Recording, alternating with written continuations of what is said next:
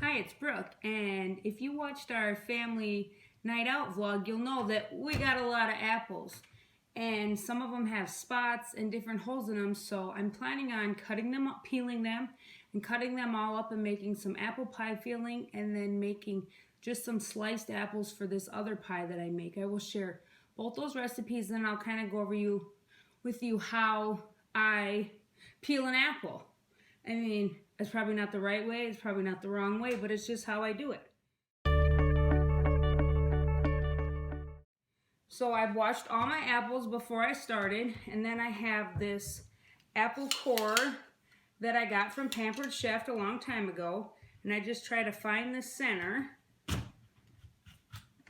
as best you can, and then you just hammer it down and pop it out. And then I have the garbage over here, and I just go poop, and it just poops out into my garbage. Sometimes when your apple's offset like this one, you'll still have some of the cory seeds in it, so I always just try to kind of make another pass at it.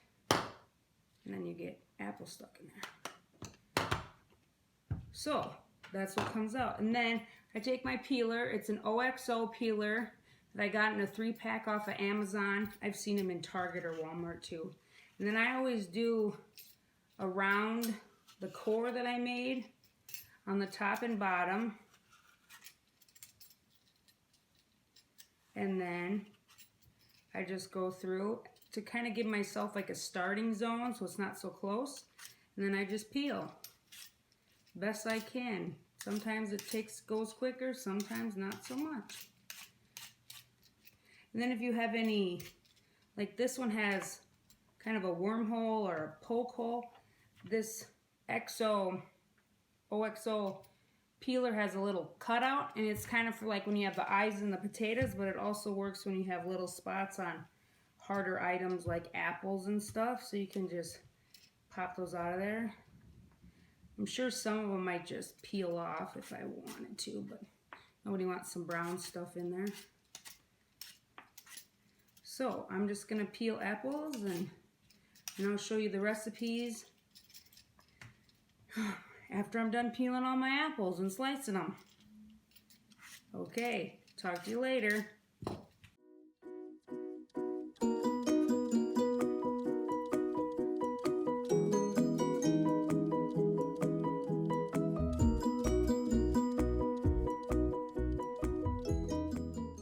Okay, I've started slicing my apples for my 2 different recipes. The first recipe I'm gonna do is called a Swedish Apple Pie, and it's basically like a pie filling, apple slices on the bottom with cinnamon and sugar, and then you make almost like a cookie crust on the top. So I call it like an upside down pie is how I think of it, and it's super simple, like no pie crust. I have all these ingredients in my house pretty much at all times, so it's like one that if you have some apples around that are going bad, you could totally whip this up. I'm going to leave the recipe down below because this is from a really old cookbook that I got at my bridal shower, so 16 plus years, but I will just leave the recipe down in the description, so if you want to try it out, you sure can. The second one I found this recipe because I had some apples last year, and we'd already had a Swedish pie, so I wanted to do something else. So on Pillsbury, they had these little apple pie cups, and you take their cinnamon rolls and you make a little cup out of it in like a muffin tin, and then you fill it with pie filling. Well, I didn't have any pie filling on hand, but I had some apples that were going bad. So then I went on Pinterest, like everybody does, and found a homemade apple pie filling.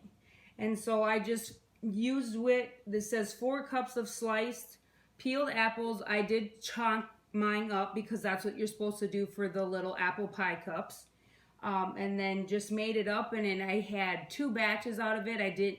For the cinnamon rolls, I didn't need that much, so I did freeze the other half, and it kept really well. So when I thawed it out and put it in my apple pie cups, when we wanted them later in the fall or early winter, it was perfectly fine. So I was really happy to find something that freezes well too, because sometimes you just have too much stuff and you want to freeze it, and sometimes when you freeze things they're kind of gross, but this froze really well. And apples are already kind of mushy when you bake them, so if they do get mushy in the freezer, You're not just gonna eat it. You're putting it in something and baking it.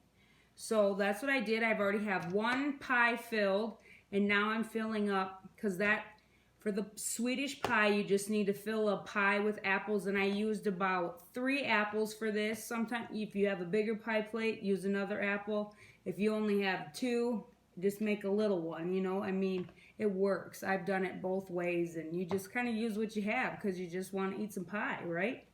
And then now I got to go up to 4 cups on my chopped ones, so I'm going to chop up some more for you. And me, sorry you don't get to eat it and smell the delicious apple, you know, smell in your house while you're baking. Maybe, you know, this will inspire you to make your own.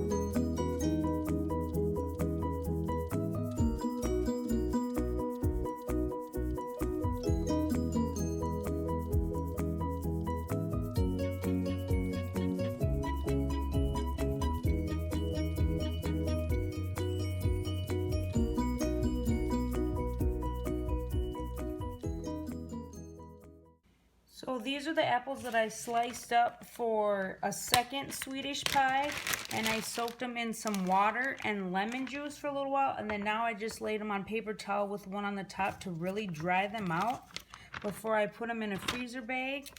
I dated it, put what's in there.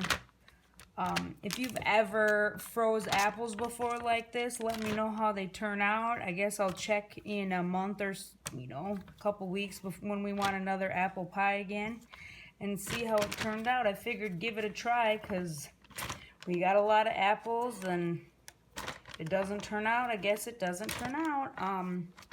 If you have any apple recipes that you freeze and then make later on, please leave them down in the comments below, because we like apples, we like to go pick them, and any fun recipes we're always up to try. Okay, I'll show you the Swedish pie when it comes out the oven. Okay, here's my fresh baked apple pie. I always make sure that the edges get a little brown on there, because then you know that the middle's fully cooked. I try to like push it more around the edge so the middle isn't as thick, just so it cooks a little more evenly.